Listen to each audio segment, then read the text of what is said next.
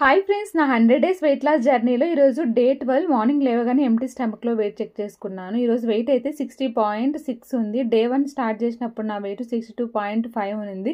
Almost 2 kgs వరకు weight loss అయ్యాను.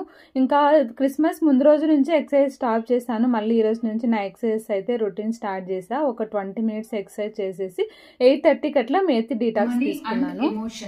Many of our biggest problems and concern in life have to do with money. Earning it, spending it, investing it, especially losing it. You cannot blame your financial problems or situations on other people. You are in the driver's seat. Super.